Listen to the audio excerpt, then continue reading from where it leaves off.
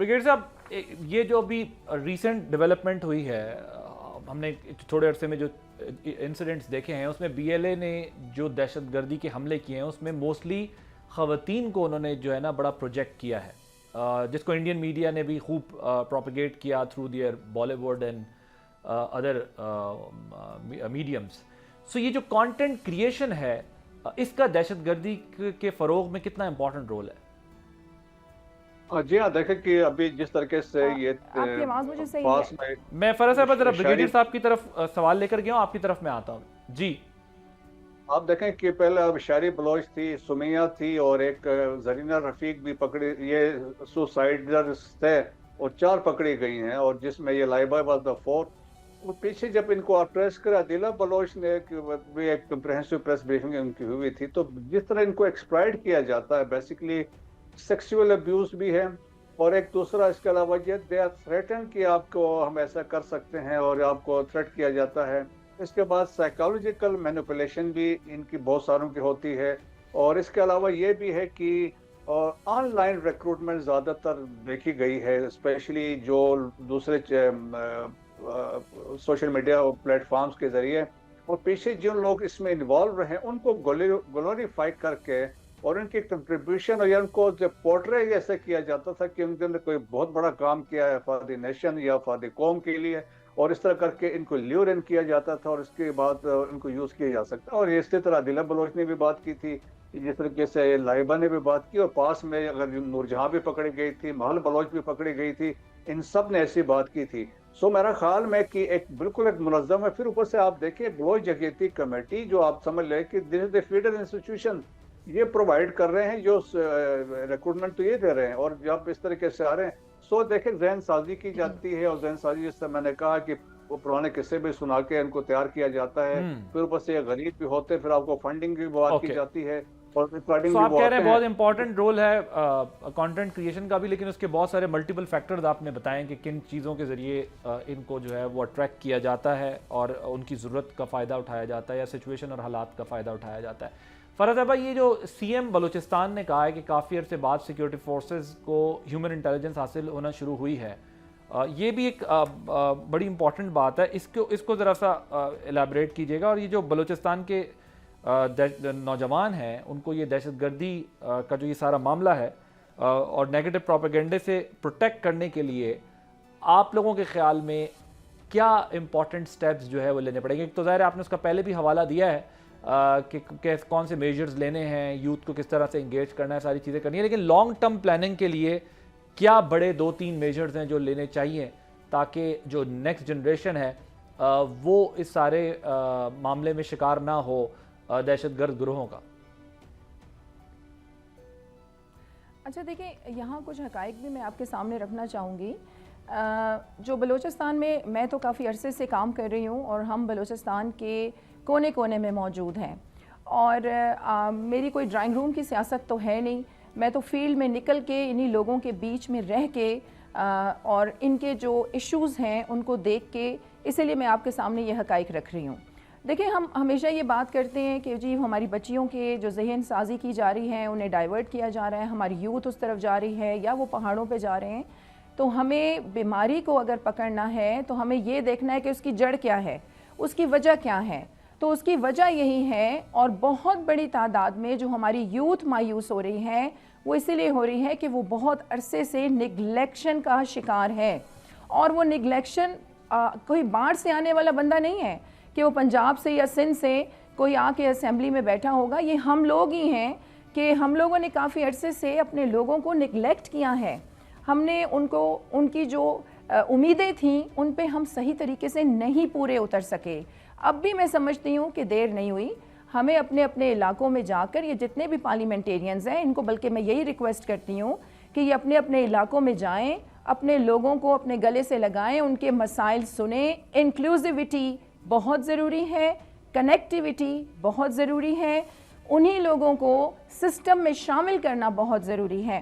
یہاں دیکھیں، میں ابھی 2026 ہے، اور عباسی صاحب ہم نے ابھی مجبور آباد کا علاقہ ہے پنجگور کا، وہاں پر صاف پینے کے پانی کا پروجیکٹ لگایا ہے.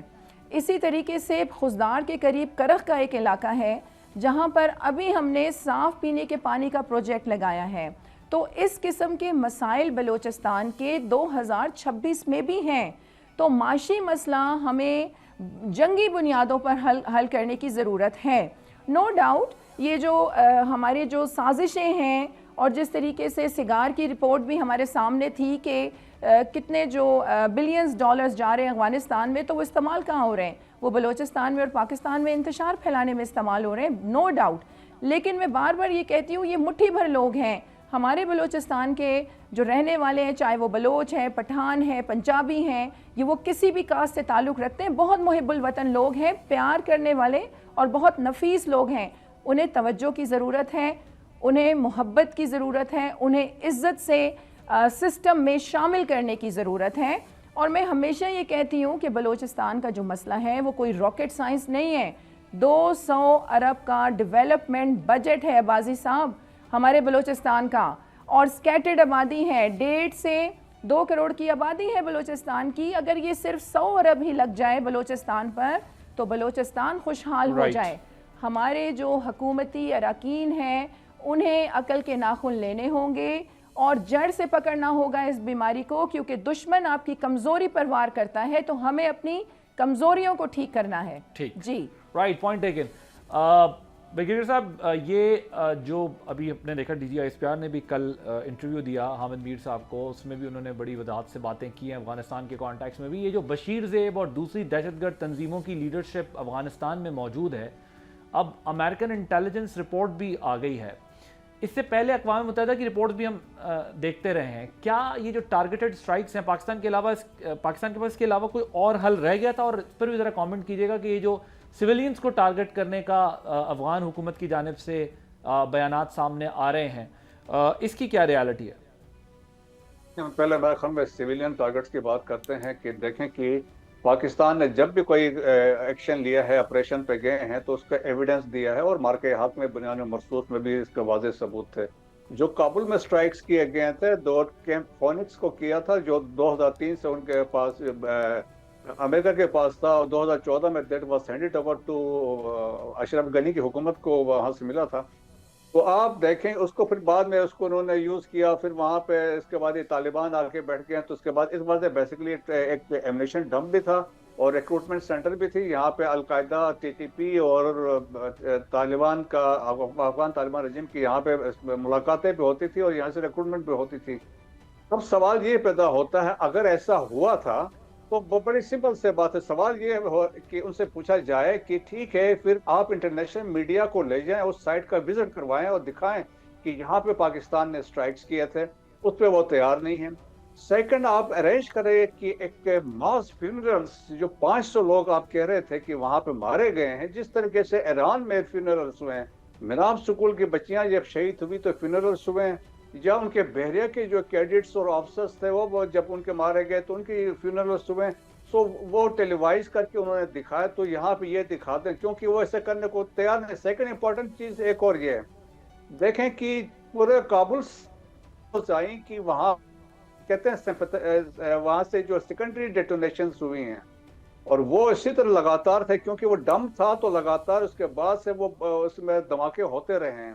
تو وہ ایکچولی وہ تھا, لیکن صرف پاکستان کو ملائن کرنا تھا, پیچھے سے انڈیا نیریٹو پش کرنا تھا, تو وہ انہوں نے ایسی کوشش کی, تو لیکن اس میں وہ کامیاب نہیں ہو سکے. اور انفارچونیٹلی جو انٹرنیشنل میڈیا ہے جو اگینسٹ پاکستان ہوسٹائل ہے, وہ انہوں نے وہی لائن لی جو وہ چاہتے تھے, لیکن گراؤنڈ ریئلٹیز تو اسی طریقے سے ہیں. That is one thing.